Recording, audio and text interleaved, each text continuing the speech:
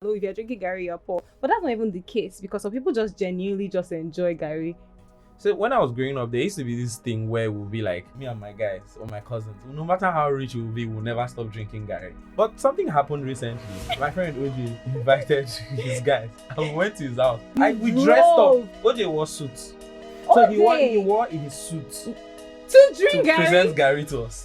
So my people are very anal about how our food, like I'm from Akwa Ibom. And I've seen people do things with afang, and this is not even creativity. This is just normal cooking. And then we are known for aggressively attacking because like, no, this is not afang that you made again. This is not white, this is not afiafere, this is not white soup you're doing. Whatever you're doing, please call it some another name. Just break there.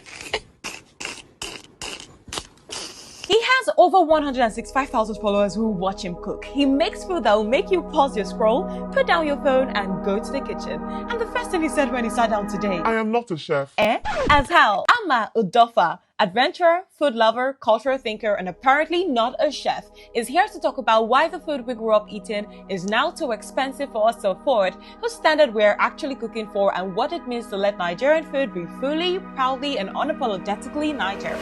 My name is Kanyinsola Olukoya. This is the Spills and Through Show. Ladies and gentlemen, welcome to the biggest finale of the year. Two culinary giants, one bottle of power oil, one title on the line, the Power Oil Certified MasterChef Challenge. Oh, what a move! He slices past the peppers. Beautiful control. Look at that knife work. Because here, it's not just the cooking, it's the crowd behind you. And the fans are pouring in behind him. The votes are climbing.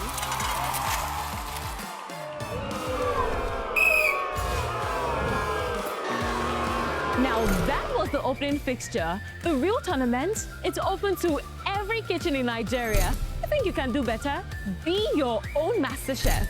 Record yourself cooking with Power Oil. Upload your video, share your link, get votes. Cook your match. Rally your fans. Climb the leaderboard. Scan now and enter the Power Oil Certified MasterChef Challenge. Power oil. Hey, so you are crying, but you're not even his girlfriend. Is it time for questions? Can't you wait? I must really like I'm a ball. Is this how you people start a show? Everybody relax. The Spills and Thrills show starts now. This episode is proudly sponsored by Power Oil. All right, it's 1:24 p.m. on a Saturday afternoon in Lagos, and you are locked in with the Spills and Through show on CT 1051 FM. Now, before we start today, I want to ask you a question. Think about a food you grew up eating, something that was just normal at the time. Just think about it. Maybe your mom used to make it every single day, and sometimes maybe you just even used to roll your eyes at the food. Now think about the last time you saw that same food on a menu somewhere and you almost fell off your chair because what do you mean by amala that you can buy from your Reese's shop and you just spend maybe 2,000 naira max? You're seeing it at a restaurant. You're seeing it at how much now? Let me say 22,000 naira, please.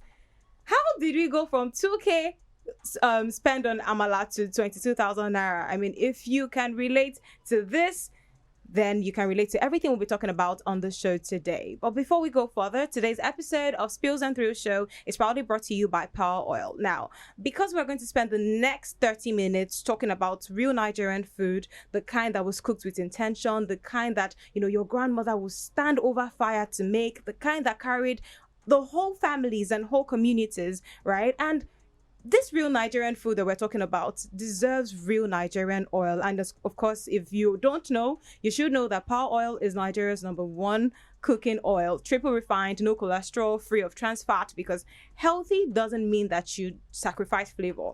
It simply means that you cook with something that respects the food and respects the people that are eating it. And right now, Power Oil is running the Certified MasterChef Challenge. Nigeria's biggest cooking challenge is live now. All you have to do is cook with Power Oil, Post your video, tag Power Oil, use the hashtag Certified MasterChef Challenge, and you could win up to 1 million naira. And of course, there is gym membership, oil supply, kitchen appliances, and so much to win, during this particular challenge. Now, if you know somebody that cooks, you don't need to be the best chef to, be on this challenge. All you need to do is like cooking and cook. And that's it. And you could win 1 million naira. I just said, let me, give you that. Now, today, my guest is a very, very special guest. He is a content creator, a cultural thinker. And, I just recently found out that he's a man who left a fine dining restaurant in Lagos hungry and had to buy bole and suya on his way home just to survive the evening. And I was just laughing like, God, I beg. This is the kind of person I want on the show today. His name is Ama Udofa. And this conversation is going to change, your perspective today. Now, Ama, welcome to the Spills and Through show. Thank you very much. Oh my God, Ama, I'm so excited to have you. You look like the celeb. I saw you on one TVC recently. I don't know. Are you the one? I think I can see the TVC here. Are you the one that is here? Is it you? Please. You're a celeb. It's an honor to sit beside you, Ama. And well done. The work that you put in, on social media, your videos are very engaging. I know that cooking itself is not easy. But I'm a woman, and when I want to cook, it's always dramatic. Not to talk of filming. It's a lot of work that you put in over and over again. And I just want to say that you're an inspiration to many people. People look up to you because of your consistency, the excellence that you put into your work. And I just want to say, well done. I pray that this will take you far and wide, even beyond Africa, by the grace of God. I went to Unilag and I would never bring food from the house. I never saw a reason to. I would always buy food, But this person would always bring food. But he was also ashamed, right? He couldn't afford buying food. But the food that he was bringing, homemade food, local dishes and all of that. But he would be ashamed and he would not eat it where, our other friends are. He would have to go elsewhere to go eat his food. So I want to ask you, I want to start the show by asking if this has ever happened to you before, and where do you think this shame is coming from? So I would say it's happened to me because the last time I took food to school was probably primary school. Or even nursery school. Primary school? You didn't take it secondary school at all? Not really. Nobody did it. I think it was less about shame in retrospect. Okay. And more about the inconvenience of it, right? If you take food to school, certain kinds of food, especially the type of food we eat here, they kind of lose the freshness, they lose the texture. If you put noodles that was the food I remember taking to school in nursery school, right? In primary school.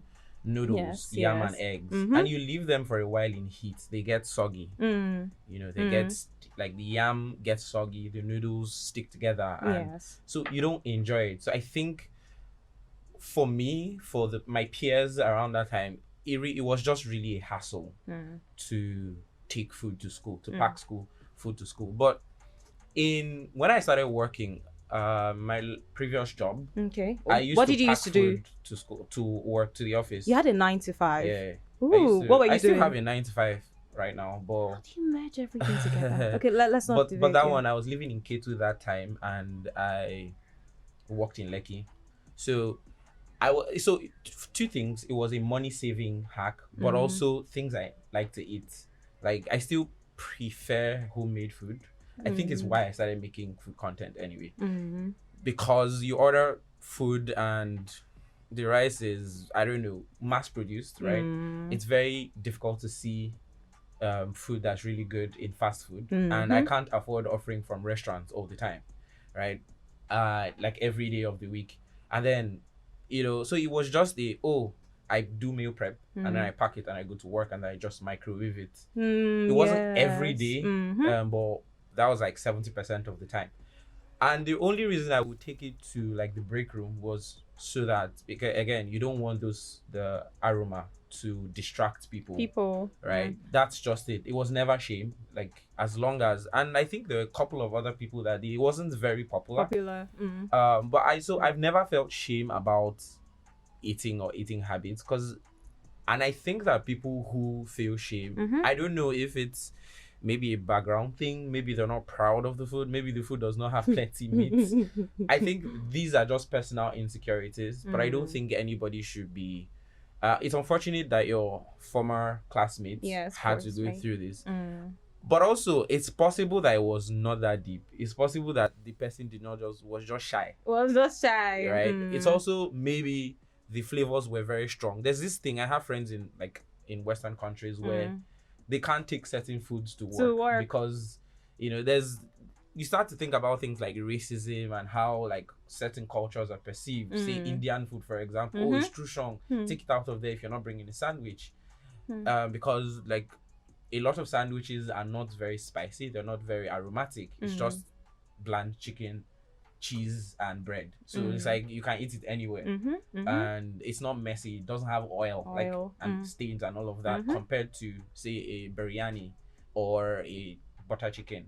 But again, that is like the US. That is like the UK. Yes. But here, we all eat pretty much the same flavor profiles, and I think it's more about inconvenience. Like if you're in a public bus, for example, you don't want somebody eating okra soup near you.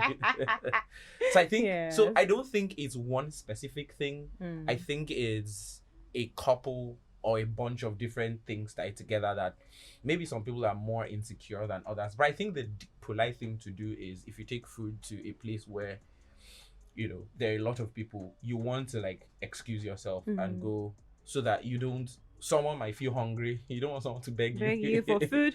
You don't want people that are sensitive to it's kind of like perfumes. You don't wear strong perfumes to go to an enclosed room. Or an Imagine if I wore, say, an ombre nomad and came and sat next to you in this room, you would choke. So but yeah, I think there are different facets to this thing. Different facets, but the experience that I had was shame because it was Gary. That was like why was she like taking Gary in front of I also think it's because they've also like made Gary like a very local food, like poor man food, not even local, like poor man. Oh, if you're drinking Gary, you're poor. But that's not even the case because some people just genuinely just enjoy Gary. Yeah. So when I was growing up, there used to be this thing where we'll be like, no matter how rich me and my guys or my cousins, no matter how rich we'll be, we'll never stop drinking Gary. And yes, the Gary drinking has reduced because we no longer have to do that every time because at that point it was survival food, especially in university, secondary school. But something happened recently. Okay. My friend OJ invited his guys and we went to his house and we drank Gary. I also went to a Did friend's. You know that you were going all the way? Yes. We dressed up. OJ wore suits. OJ has been on this show before. So he wore his suit to drink Gary. Present Gary to us.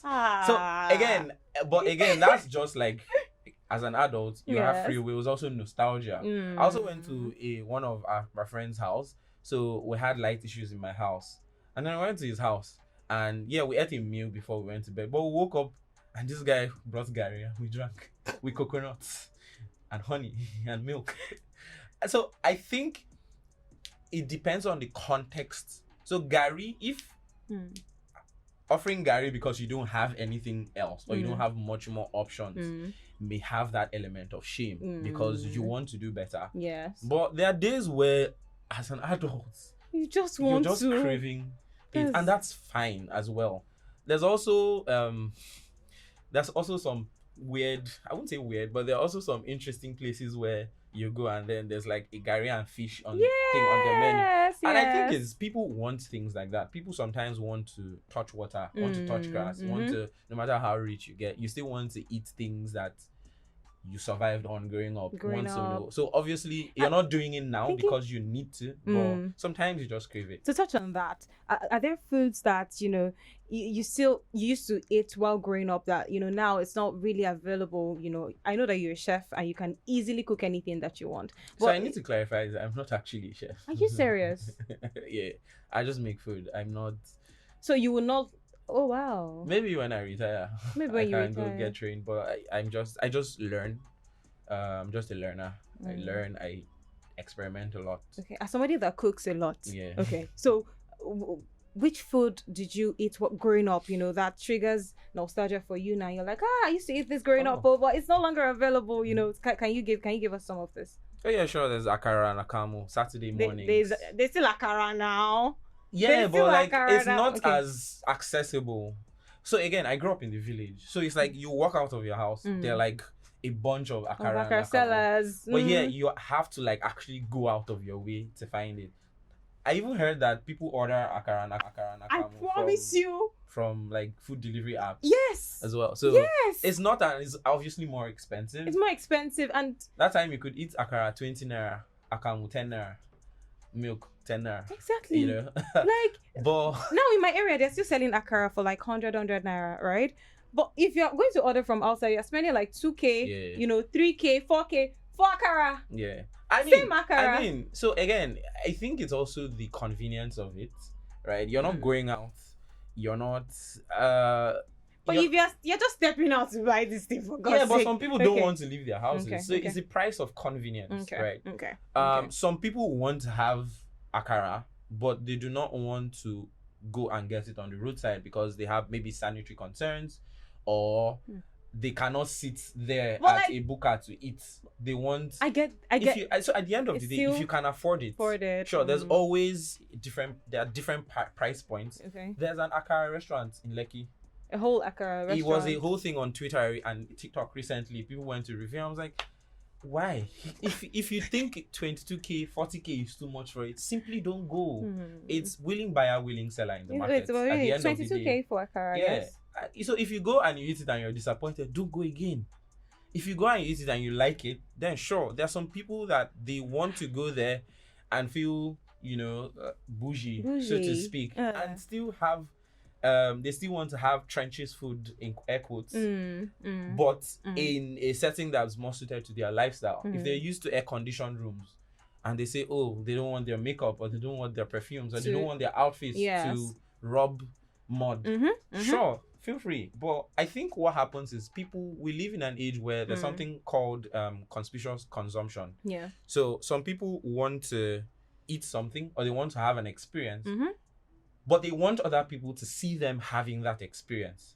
And so that is a completely different thing, right? People want to show that they could spend 30K on akara. So it's no longer authentic. It's no longer about the food. And I think what you just said, just made me remember something I saw in your comment section. So there are people that, so people have been complaining about price hike. There's hike in prices for food, for certain foods that, was easily accessible to them, right? And I'm just going to read what this person said. The person said, the real problem isn't rich people discovering poor people's food. It's people who were once poor, got money, and came back to colonize the food they used to eat. Like, they now want to own it now on their own terms. Now, I just had to mention that because, we just touched on that briefly. And I think that's something that happens, when, I think so. They just want to, like, relieve that experience, maybe nostalgia. I used to eat akara before, but because of maybe hygienic concerns now, or because they cannot like go to the local woman that is outside, with their heels and all of that anymore, so rather just order for it. I just wanted to like touch on that. All right, so I was going to now ask you, all right, you said something that I've not really stopped thinking about. You were like, Nigerian food. Well, you're the one that said it. You're like, Nigerian food was never meant to be delicate. I wrote it exactly the way you said it. Was never meant to be delicate. These recipes were built to carry our bodies through hard work. So when someone takes that food and calls it deconstructed amala, I think that there's a fine line between food as an artistic expression versus just doing things for doing sake. And especially trying to plate like somebody that went to a French culinary school as somebody who grew up your entire life in Lagos. I think there's a certain inauthenticity that you can sense, especially when you see those videos. I would even call them rage bait, because like at this point you're not trying to get me angry. I've seen some really nasty things, but I've also seen some really creative ones, really nice, experiences. Tasted some, I was like, I wish I could do this. So but I think that there has to be a breadth of experience. There has to be somebody who also respects the culture yes of somebody who has never been, say, to the north, right, or northern Nigeria, Yes. goes picks ingredients from there and just starts doing, like, you can tell, like, usually it's actually people from that would actually push back, you know. Someone like, my people are very anal about how our food, like I'm from Akwa Ibom, and I've seen people do things with afang, and the entire, and not even, this is not even creativity, this is just normal cooking, and then we are known for aggressively attacking, because it's like, no, this is not afang that you made again. this is not white, this is not afiafere, this is not white soup you're doing. Whatever you're doing, please call it another name. This is afang. I see you, this generation of chef, you want to kill us. You put big onions in afang, you'll be arrested. You blend afang, you'll be arrested. You put ginger in afang, you'll be arrested. Some people even put tomato, you'll be arrested. All of you. I've spoken with the Ministry of Tourism, Akwa Ibom and Cross River State. We will arrest you. This new generation of chef, you want to spoil a legacy. It is a movement. It's a religion. This is afang. This is heritage. This is cultural identity. This is how afang should be. Are you seeing fresh? My bestie made this, by the way. I have to help our business. That's what the boy child does. We help. Blue canopy. This is how afang should be. And because food is the best way to know a people is to know their food. The best way to know a culture. Culture. Food, how people eat during wars. A lot of, like, ramen, for example, like stockfish. Those things, people evolved with this in terms of scarcity. The way Chinese food tastes in Nigeria, it's likely not the same way it tastes in US. It's likely not the same way. If you take Nigerian Chinese food and give to a Chinese person, you'll be like, what the hell are you doing? You know, because when food travels, people have to adapt it. But also the people who, in quotes, invent a food, sometimes it's due to scarcity. If, for example, sushi, I think it was a way of preserving fish. And then, you know, it became a staple. Ramen, I think ramen was during World War II or something. I have to go and check for reference to double check. But like stockfish, the way the Easterners in Nigeria started eating it, there's been conversations about how it was because there was no food during the war, the Civil War. You know, so there are a lot of the way food shapes people's cultures, food shapes people's behaviors. So if somebody, especially an outsider, goes to, there was this thing with Jamie Oliver. The reason why Asians constantly flame him on the internet is because he makes Asian food, but there's nothing Asian about it. Like, he just throws things in a pot, making it more accessible to Westerners. Okay. And there's an entire process conversation about subtle racism or like just changing food because you can. So if somebody, an outsider, comes and misinterprets an indigenous food, from the people from that place will react. So if you see a Yoruba person arguing that, why are you doing amala? I think the more important thing is, instead of saying, oh, I have the right to do whatever I want with food, I think you should pause and think, why is this person attacking what you're doing with your food? Yes, nobody specifically owns food, but food is identity, food is culture, food is sustenance, food is how people live through the world. You know, so it's a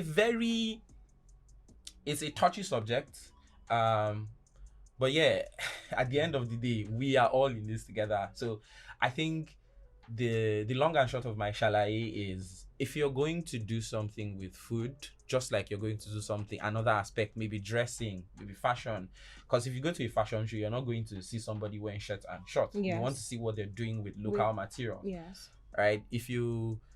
There's also, like, food is so cultural that there are specific requirements about what can be called what.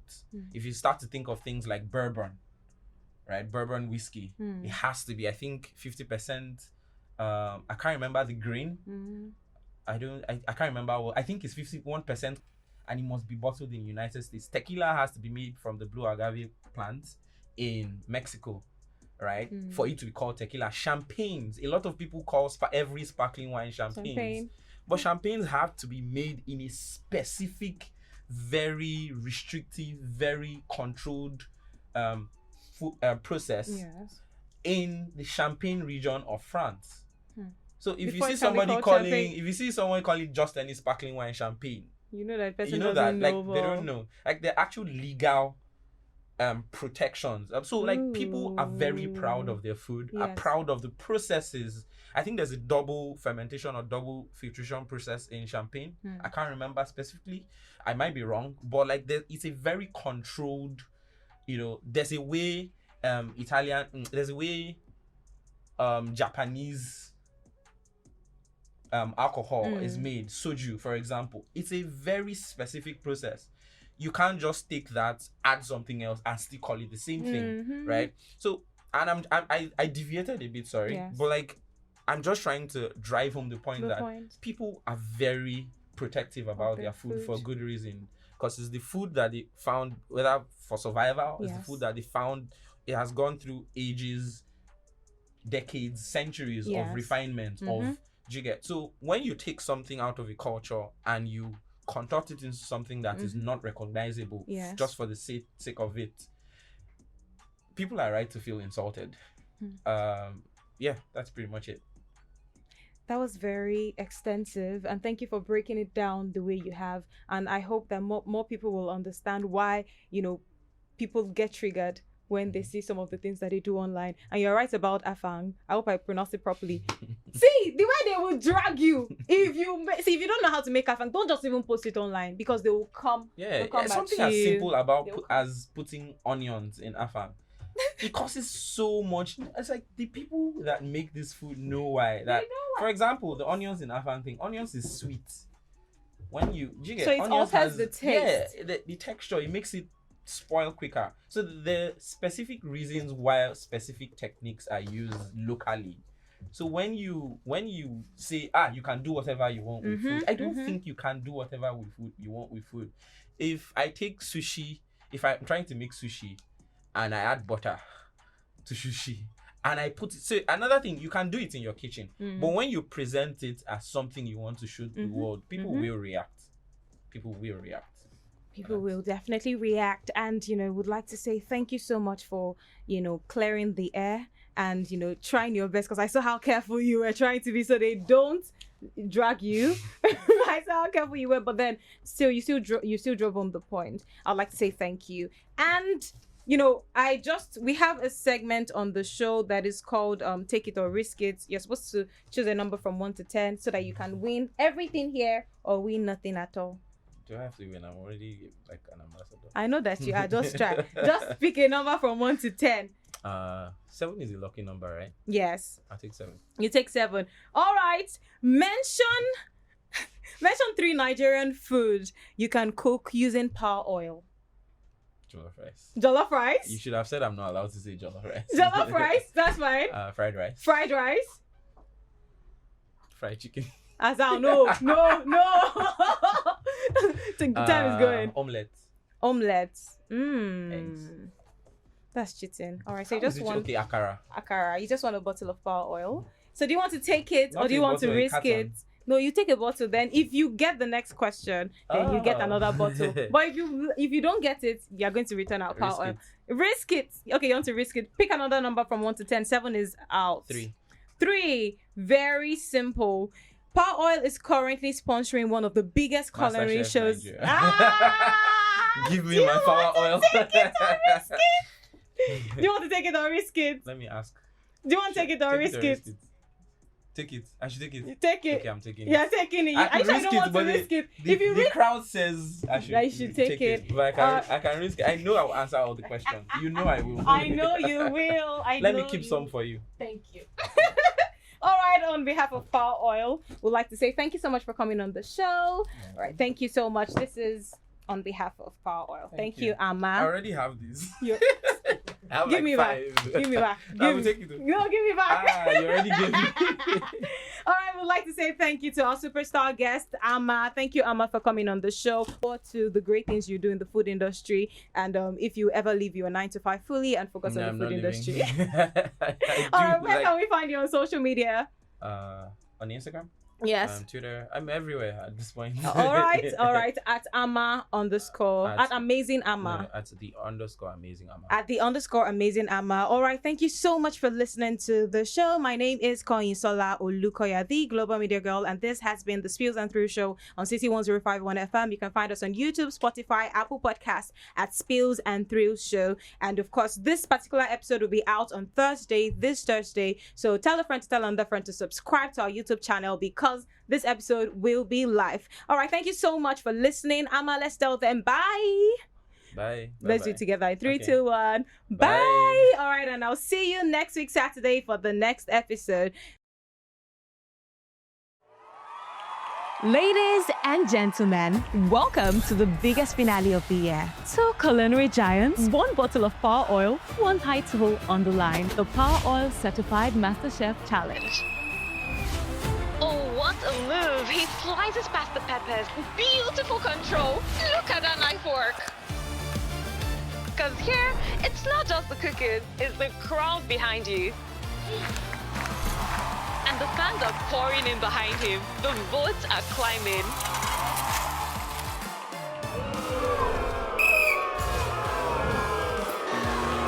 Now that was the opening fixture. The real tournament, it's open to every kitchen in Nigeria. I think you can do better. Be your own master chef. Record yourself cooking with Power Oil. Upload your video, share your link, get votes. Cook your match. Rally your fans. Climb the leaderboard. Scan now and enter the Power Oil Certified MasterChef Challenge. Power oil, hey, power oil.